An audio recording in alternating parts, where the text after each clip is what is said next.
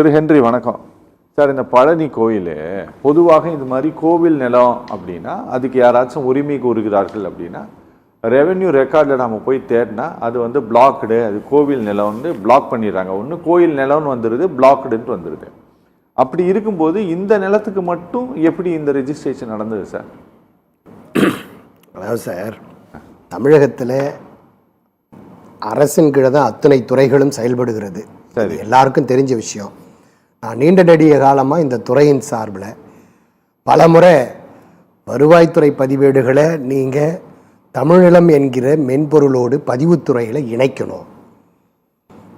அதே போன்று ஏற்கனவே தமிழகத்தில் ஒழிக்கப்பட்டிருக்கிற எஸ்டேட் சட்டங்களாக இருக்கட்டும், ஜமீன் சட்டங்களாக இருக்கட்டும், இனாம் சட்டங்களாக இருக்கட்டும், மைனர் இனாம் சட்டங்களாக இருக்கட்டும், அதில் யார் டைட்டில் ஹோல்டர், அடிவாரம், குடிவாரம், மேல்வாரம், இப்படியெல்லாம் நம்ம பல வாரங்களை பற்றி பேசிகிட்டு இருக்கிறோம். முச்சலிக்கா பற்றி பேசிகிட்டு இருக்கோம்.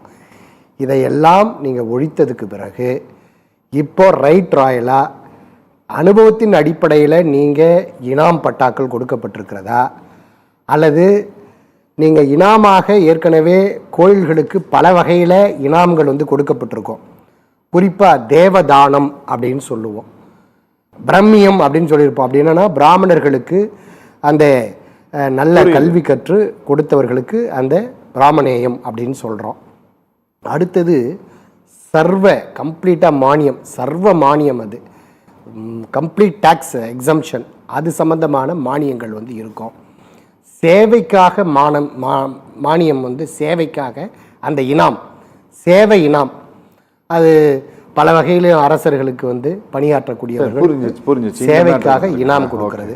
இப்படி இந்த இனாம்கள் எல்லாம் ஒழிக்கப்பட்டு அந்த நிலம் ஒரிஜினலாக நீங்கள் தேவதானம்னும் போது பிரிட்டிஷ்காரர்கள் நீங்கள் இருக்கக்கூடிய ஒரிஜினல் செட்டில்மெண்ட் ரெக்கார்டு OSR, அடுத்தது சர்வே செட்டில்மெண்ட் ரிஜிஸ்டர்,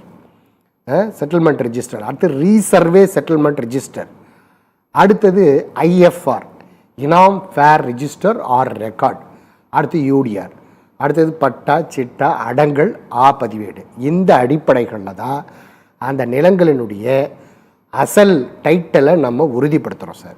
அப்படி நீங்கள் உறுதிப்படுத்தினீங்கன்னா நீங்கள் முழுக்க பிரிட்டிஷ் கவர்மெண்ட் இதை ரெக்கார்ட் பண்ணும்போது இந்த தேவதானம் எல்லாமே கோயில்களுக்கும் சமய வழிபாட்டு தலங்களுக்கும் மடங்களுக்கும் இப்படி நற்காரியங்களுக்கும் பொது சேவைகளுக்குமான இடங்களாக வகைப்படுத்தப்பட்டிருக்கும். சரி, அந்த வகையில் தான் பெரும்பான்மையான இடங்கள் வகைப்படுத்தப்படும். இது ரொம்ப ஒரு எளிமையாக புரியும்படியாக சொல்லணும்னா, வரியை வந்து நீக்கி கொடுத்துருக்கக்கூடிய அந்த நிலம் தான் இனாம் நிலம். சரி, வரி வசூலிக்க மாட்டாங்க. காலப்போக்கில் தனிநபர் இனாம், 5 வகையான இனாம் இருக்குது.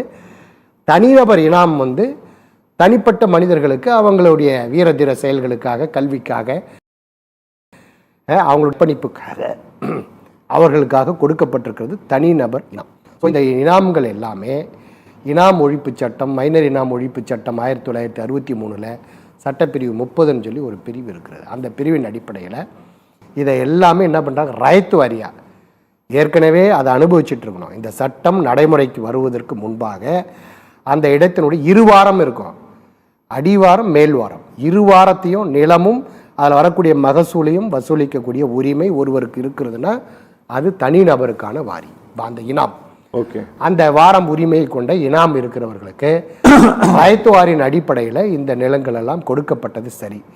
ஆனால் இந்த தேவதான இனாம், இந்த சர்வ மானிய இனாம், இதை எல்லா இனாம்களையும் ஒட்டுமொத்தமாக இனாம் ஒழிப்பு சட்டத்தில் ஒழித்து விட்டு அந்த நிலங்களை எல்லாம் ரைத்துவாரி நிலங்களாக மாற்றினார்கள். அந்த ரைத்துவாரி நிலங்களின் அடிப்படையில் தான் இப்போ எண்ணற்ற நிலங்களில் பொதுமக்கள் அதை அனுபவிச்சுட்ருக்கிறாங்க. சிலதில் அந்த சட்டம் நடைமுறைக்கு வரும்பொழுதே அவங்க கட்டிடம் கட்டி இருக்கிற உரிமை இருந்ததுன்னா மனைக்கட்டு அப்படின்னு சொல்லிட்டு அதை அடையாளப்படுத்தி மனைக்கட்டு ரைத்துவாரி அப்படின்னு அந்த சட்டத்தை கொண்டு வந்து நடைமுறைப்படுத்தியிருக்கிறார்கள். ஆனால் ஒரிஜினலாக டைட்டில்னு பார்த்தீங்கன்னா கோயிலுக்கு தான் இருக்கும். டைட்டில்னா கோயிலுக்கு தான் இருக்கும். ஆனால் அதை அனுபவிச்சிருக்கிற என்ஜாய்மெண்ட் ரைட்ஸ், பொசிஷன் ரைட்ஸ் தனிநபர்கள் பெயரில் இருக்கிற காரணத்தினால ரைத்து வாரியாக வரி வசூலிக்கக்கூடிய வகையில் அதை பட்டாவை யார் அனுபவிச்சுட்டு இருக்கிறாங்களோ அவர்களுக்கு அந்த பட்டாவை ரைத்து வாரி அடிப்படையில் அலாட் பண்ணதுனால இது அந்த பொதுமக்களுக்கு உரிய ஒரு நிலமாக கருதப்படுகிறது. ஸோ இவங்க 2 பேருக்குள்ளேயுமே முரண்பாடுகள் இருக்கிறது. ஒரே துறை தான். ஒன்று நான் பல தடவை சொல்லிட்டு இருக்கேன், நில நிர்வாகத்துறை. சார் இங்க பாருங்க, 3084 ஏக்கர் நிலத்தை இல்லை, அது கரூர் சார். அது கரூர். அவ்வளோ பெரிய லார்ஜ் தான். இப்போ நீங்க இனாம் லேண்ட் அது ஒன்றும் தவறு இல்லை சார். ஜனமா பணமா அப்படின்னும் போது ஜனம் தான் முக்கியம் போது, கோயிலா ஜனமா அப்படின்னு கேட்டால் ஜனம் தான் முக்கியம். அதில் ஒன்றும் தப்பு இல்லை. இதுவரைக்கும் தமிழகத்தை ஆண்ட எந்த முதல்வருக்கும் இல்லாத ஒரு தைரியத்தை தமிழகத்தினுடைய புதிய முதல்வராக, நவீன முதல்வராக, டிஜிட்டல் முதல்வராக இருக்கக்கூடிய திரு விஜய் அறிவித்திருக்கிறார். அது பாராட்ட வேண்டியதுதான். எனக்கு பல திட்டங்களில் முரண்பாடு இருக்கிறது, உடன்பாடு இல்லை. அது நான் பல விவாதங்களில் பேசிட்டு இருக்கேன். ஆனால் இதை பொறுத்த வரைக்கும் வெரி கிளியர். 10/7/2026 செயல் அலுவலர், அது பேர்லாம் நம்ம டீப்பாக சொல்லிக்க வேண்டாம், ஒரு ஹெச்ஆர்என்சியிலேருந்து ஒரு எக்ஸிக்யூட்டிவ் ஆஃபீஸர் ரொம்ப கிளியராக அருள்மிகு கல்யாண பசுபதீஸ்வர சுவாமி திருக்கோவிலுக்கு சொந்தமான 4 கிராமங்களில் இருக்கிற 39 புல எண்களில் அடங்கிய 204.58 ஏக்கர் நிலத்தை 637 பேருக்கு பட்டா போட்டு கொடுத்துருக்கிற அந்த நிலம் ரைத்து வாரி அடிப்படையில் பட்டா நிலம். அது கோயில்களுக்கு உரிமைன்னு சொல்லிட்டு அடிக்கடி என்ன பண்ணுவாங்க, இந்த ஹெச்ஆர்என்சியிலேருந்து இந்த பொதுமக்களை திரட்டு கொடுத்துட்டே இருப்பாங்க, மிரட்டிக்கிட்டே இருப்பாங்க. சரி, புரியுது. சும்மானாலும் ரிஜிஸ்ட்ராருக்கு ஒரு ஈஓ மட்டும் ஒரு நோட்டீஸ் அனுப்பிச்சிடுவார், இதை பதிவு பண்ணக்கூடாதுன்னு. அந்த மக்கள் வந்து என்ன பண்ணுறதுனே தெரியாமல் பாடாப்படுவாங்க. ஹெச்ஆர்என்சி ஹெட் ஆஃபீஸ்க்கு அனுப்புவாங்க, முதல்வருக்கு போவாங்க, யாரும் தீர்வு ஏற்படுத்தி கொடுத்ததே இல்லை. நீதிமன்றத்தினுடைய கதவுகளை தட்டுவாங்க, நிலுவையில் தான் இருக்கும். ஏன்னா அவங்களுக்குள்ள அது உடன்பாடே ஏற்படாது. ஒரு முடிவு பண்ணி இது இன்னாருக்கு சொந்தமானதுன்ற ஒரு கிளாரிட்டியை கூட அரசு செய்யலை. இதை இந்த அரசு செய்திருக்கிறது 637 பேருக்கு பட்டா கொடுத்துருக்குறாங்க. அடுத்த அருள்மிகு ரவீஸ்வர சுவாமி திருக்கோவில் குப்புச்சிப்பாளையத்தில் வந்து ஒரே ஒரு கிராமத்தில் 19 புல எண்களில் 132.49 ஏக்கர் 334 பேருக்கு பட்டா கொடுத்துருக்காங்க. கொடுத்த நிலத்தை விடுவிச்சிருக்கிறாங்க. அதே போன்று அருள்மிகு விகிர்தீஸ்வர சுவாமி திருக்கோவில், அது வந்து பார்த்திங்கன்னா வெஞ்சமாங்கூடலூர் அப்படிங்கிறதுல 335 புல எண்களில் 2533.65 ஏக்கர் நிலத்தை 1700 பேருக்கு பட்டா ஏற்கனவே கொடுத்திருந்ததை விடுவிச்சிருக்கிறாங்க. அடுத்தது அருள்மிகு பாலசுப்ரமணிய சுவாமி திருக்கோவில் புகழிமலை அப்படின்னு வேலாயுதம் பாளையத்தில் 3 கிராமங்களில் 78 புல எண்களில் 214.29 ஏக்கர் நிலத்தை 719 பேருக்கு வந்து கொடுத்துருக்காங்க. ஆமா, 719 பேருக்கு கொடுத்துருக்குறாங்க. இதெல்லாம் வந்து உண்மையிலேயே பாராட்டத்திற்குரியதான். ஏன்னா அந்த பொதுமக்கள் பாருங்க, கிட்டத்தட்ட ஒரு 5000 பொதுமக்கள் அவங்க ரயத்து வாரி நிலமாக அந்த நிலங்களை பெற்று காலம் காலமாக 1963 எங்க இருக்குது, 2026 எங்க இருக்குது, யோசித்து பாருங்க. 63 ஆண்டுகளா 2-3 தலைமுறைகளா அனுபவிச்சுட்டு வராங்க. அந்த நிலம் கோயிலுக்குரியதா, தனக்குரியதா, தனிப்பட்ட உரிமை இருக்கா, அல்ல சுவாதீனம் இருக்குதா? நம்ம கண்டிஷன் மட்டும் பத்திரத்துல என்ன எழுதிடுவோம், தானாதி வினிமய விக்கிரயங்களுக்கு உரித்தாய் யோக்கியமாய் புத்திர பௌத்திர பாரம்பரியமாய் ஆண்டு அனுபவித்துக் கொள்ள வேண்டியதுன்றவோம். புத்திர பௌத்திர பாரம்பரியமா நானே அனுபவிக்க முடியல, நானே என் நிலத்தை விற்க முடியல, சொந்த தேவை அவங்க அந்த இடத்த வேணும்னா வித்துக்கலாம், தாராளமாக விற்கலாம். ஆனால் இதை எதிர்த்து ஏதோ ஒரு சமூக ஆர்வலர்கள் நீங்க நீதிமன்றத்துக்கு போய் டைட்டில் ரைட்டை வந்து நீங்க கிளைம் பண்ணணும், உறுதிப்படுத்தணும், ஸ்டேட்டஸ்கோ மெயின்டைன் பண்ணணும்னு சொல்லிட்டாங்கன்னா நீதிமன்றம் வெரி கிளியரா இதுக்கு இடைக்கால தடை உத்தரவை உடனடியாக கொடுத்துரும். அதனால அரசு ஒரு சரியான கொள்கை முடிவை எடுத்து, இந்த நில நிர்வாக ஆணையம் இருக்கிறது, நில மறுசீரமைப்பு லேண்ட் ரீஃபார்ம்ஸ் இருக்கிறது, வருவாய்த்துறை இருக்கிறது, பதிவுத்துறை இருக்கிறது, ஹெச்ஆர்என்சி இருக்கிறது.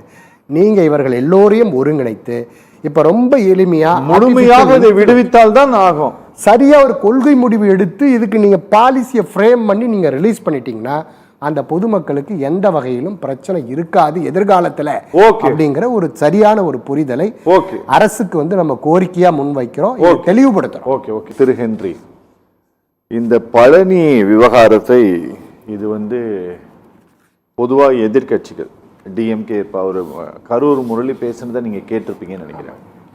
அது எப்படி சுப்ரீம் கோர்ட் வந்து இது கோவிலுக்கு சொந்தமானதுன்ட்டு உத்தரவு போட்ட ஒரு சொத்தை எப்படி இவர்கள் பதிவு செய்திருக்க முடியும்? இதுவே எங்கள் ஆட்சியில் நடந்திருந்தால் இங்கே இருக்கக்கூடியவர்கள் இப்படித்தான் நீங்கள் இருந்திருப்பீர்களா அப்படின்னு கேட்டதில் நியாயம் இருக்குது. உண்மையில் அப்படி இருந்திருக்க மாட்டாங்க. பிஜேபி எல்லாம் வயிற்றுலையும் வாயிலையும் அடிச்சுக்கிட்டு அலறி இருந்திருப்பாங்க. டெல்லியில் இருக்கக்கூடிய மினிஸ்டர்ஸ் எல்லாம் இதை பற்றி பேசியிருப்பாங்க. எல்லாமே நடந்திருக்கும், நிச்சயமாக நடந்திருக்கும். ஆனால் இந்த கவர்மெண்ட்டுக்கு அப்படி எதுவும் நடக்கலை. சரியா? ஆனால் இது மோசடியா அப்படின்ட்டு ஒரு கேள்வி வருதுன்னு வச்சுக்கோங்களேன். யாருடைய இன்ஃப்ளூயன்ஸும் இல்லாமல் ஒரு பதிவாளர் மட்டும் இப்படி ஒரு சொத்தை டிஸ்பியூட் இருக்கிற ஒரு ப்ராப்பர்ட்டியை ரெஜிஸ்டர் பண்ணிட முடியுமா அப்படின்னா முடியுமா சார்? நான் எல்லாருக்கும் ஒரு யதார்த்தமான உண்மையை முதல்ல சொல்லணும்னு நினைக்கிறேன். அது திமுக அரசாக இருக்கட்டும், அதிமுக அரசாக இருக்கட்டும், தாவேக அரசாக இருக்கட்டும், எந்த அரசாக வேணாலும் இருக்கட்டும், பதிவுத்துறை சட்டம் 1908 சட்டப்பிரிவு 35 1, 2, 3 ஒருவன் மந்தனாக இருந்தால் அவன் சொத்தை எழுதி கொடுத்தால் பதிவு செய்யக்கூடாது. புத்தி சுவாதீனமற்றவன் இடியட் ஃபூலிஷ் அப்படின்னு சொல்லுது. அடுத்தது மைனர், அடுத்தது சுயநினைவு இல்லாதவன். இவர்கள் எழுதி கொடுக்குற சொத்தை மாத்திரம்தான் பதிவு செய்ய முடியாதுன்னு சார் பதிவாளர் மறுக்கணும். தாஜ்மஹால் யாருன்னு உலகத்துக்கே தெரியும். 4 பக்க எல்லைகளை குறிப்பிட்டு புலையன் குறிப்பிட்டு அதுக்கான முத்திரை தீர்வையும் பதிவு கட்டணம் செலுத்தினால் பதிவு செய்ய வேண்டிய பொறுப்பில் தான் சார் பதிவாளர் இருக்கிறார். அந்த சொத்து யாருடையதுன்னு எழுதி கொடுக்கறதுக்கு ஒரு ஆள் வேணும், எழுதி வாங்கறதுக்கு ஒரு ஆள் வேணும், 2 சாட்சி வேணும், அந்த சொத்தினுடைய சர்வே நம்பர் வேணும், அதுக்கு ஒரு வேல்யூ வேணும், ஸ்டாம்ப் டியூட்டி ரிஜிஸ்ட்ரேஷன் ஃபீஸ் கட்டினா பதிவு செய்யணும் அப்படிங்கிறதா பதிவுத்துறையினுடைய சட்டம்.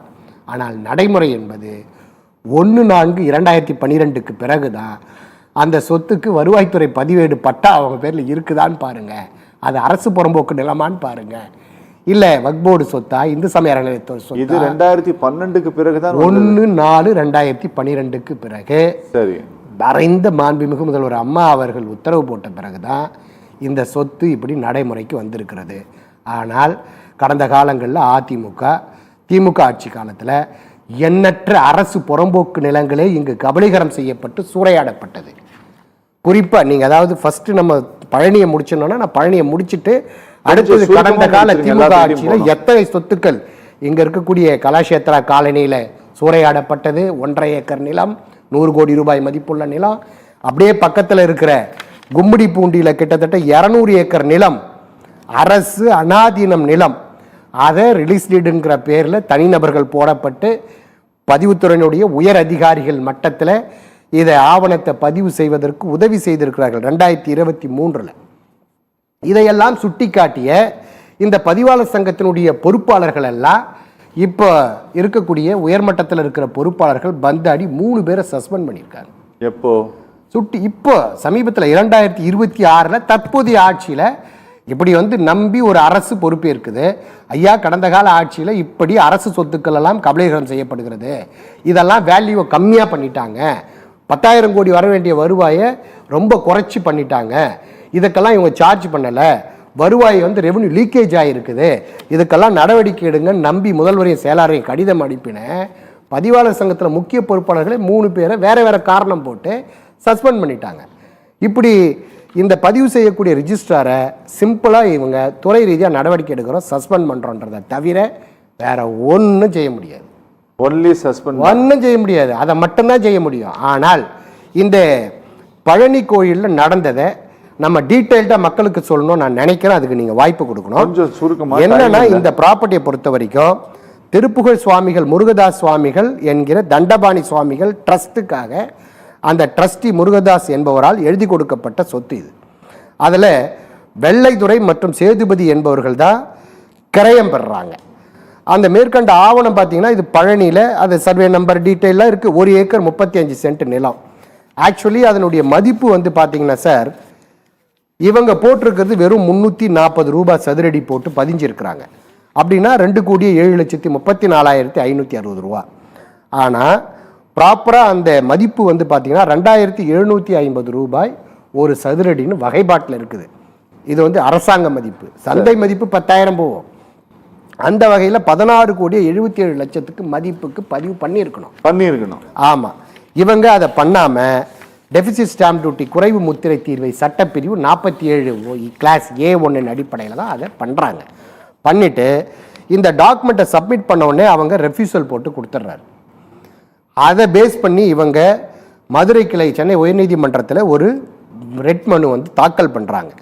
தாக்கல் பண்ண உடனே அவங்க என்ன சொல்கிறாங்க, இப்போ நீதிமன்றம் எந்த டாக்குமெண்ட்டை பதிவு பண்ணலனாலும் போய் நீங்கள் மெசலனியஸ் பெட்டிஷன் அண்டர் ஆர்டிகல் 226 227 ஃபைல் பண்ணிங்கன்னா இதை உடனே முடிவெடுத்து பதிவு பண்ணுங்கன்னு சொல்லிடும். ஆனால் அதனுடைய உண்மைத்தன்மை, ஜென்யூனிட்டி, டைட்டில், ரெவென்யூ, பொசஷன் இதை டிசைட் பண்ணி பதிவு செய்ய வேண்டிய சென்ஸ் சம்பந்தப்பட்ட சார் பதிவாளருக்கு தான் இருக்கும். ஓகே. ஆனால் இந்த சம்பவத்தில் நான் நினைக்கிறேன் அழுத்தம், அது மேல் அதிகாரிகளாக இருக்கலாம், அரசியல் பிரமுகர்களாக இருக்கலாம், வலிமை மிக்கவர்களாக இருக்கலாம், அழுத்தம் கொடுத்துருக்கணும் ஒன்று. இரண்டாவது பெரும் தொகை கொடுத்துருக்கணும். இல்லைன்னா இரண்டை தவிர வேறு ஒன்றும் செய்ய முடியாது சார். ஆனால் அதை என்ன பண்றாங்க, இந்த டாக்குமெண்ட்டை பண்ண சொன்ன உடனே பெண்டிங் பண்றாங்க, முடிவுற ஆவணமா பண்ணிட்டு திரும்ப கிளாரிபிகேஷன் கேட்கறதுக்காக. ஏன்னா இது நீண்ட நெடிய வரலாறு. புரியுது. சப்ஜெக்ட் வந்து 2018 ஒரு வழக்கு இருக்குது, அடுத்து 2016 ஒரு வழக்கு. இது கிட்டத்தட்ட நீண்ட நெடிய வரலாறுல இதுல கடைசியில வந்து என்ன சொல்றாங்க, இந்து சமய அறநிலைத்துறை வந்து வெரி கிளியரா ஒரு நாக்கா எண் மூலமா அப்ஜெக்ஷன் கொடுக்குறாங்க, ஒரு லெட்டர் நம்பர் வச்சு கொடுக்குறாங்க. பிறகு வந்து மனு நீதி, அதாவது மதுரை கிளையினுடைய நீதி பேராணை கொடுக்குறாங்க. அதை எதிர்த்து ரெட் அப்பீல் வந்து சுப்ரீம் கோர்ட் ஆர்டர் கொடுக்குது. இது எல்லாம் கடந்து இப்போ இது ஆக்சுவலி டாக்குமெண்ட் வந்து நான் அதை சொல்ல மறந்துட்டேன். ரீசெண்ட் டேஸில் உருவான டாக்குமெண்ட் இல்லை. இது வந்து தர்மசாசன ஆவண எண் 785/1888 1888 இப்போ 2026 இருக்கிறோம். அந்த அடிப்படையில் தான் இதை கருத்தில் கொண்டு நீங்கள் செய்யணும்.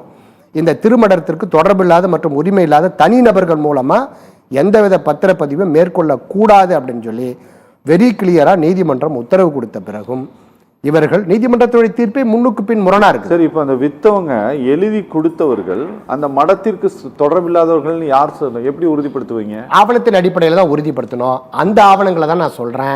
First original settlement record OSR, அதன் பிறகு survey SLR survey land register இருக்கும், அடுத்தது ரீசர்வே லேண்ட் ரெஜிஸ்டர் இருக்கும், RSLR. எனக்கு என்னன்னா, நீங்க 2012 தான் பட்டாவை பார்த்து வருவாய் ஆவணங்களை பார்த்து ஒரு பத்திரத்தை பதிவு செய்யுங்க அப்படிங்கிற உத்தரவு இந்த அரசாங்கத்தால் பிறப்பிக்கப்பட்டிருக்குது. அப்படின்னா 1888 ஆண்டு இந்த நிலம் இந்த தர்மசாசனத்திற்கு தான் எழுதி கொடுக்கப்பட்டது அப்படிங்கிற அந்த ஆர்டர் எப்படி செல்லுபடி ஆகும் சார்? இல்லை, அது செல்லும் தானே சார். ஏன்னா 1865 860 பதிவு சட்டம் 1865 பதிவு நடைமுறைக்கு வந்துடுச்சு. இவங்க 1888 பதிவு பண்றாங்க. பதிவின் அடிப்படையில தான் இதை வெரி கிளியரா இவங்க பதிவு பண்றாங்க. பதிவுத்துறையை பொறுத்த வரைக்கும் இந்த பெண்டிங் டாக்குமெண்ட், அதாவது இப்படி ஒரு இதுல தப்பு நடந்திருக்குதுமா நடந்திருக்காதா? 100% தப்பு நடந்திருக்கு. தப்பு நடக்காமலாம் இப்படி ஒரு ஆவணம் கிரயமாகி வராது. சரி, நல்லது.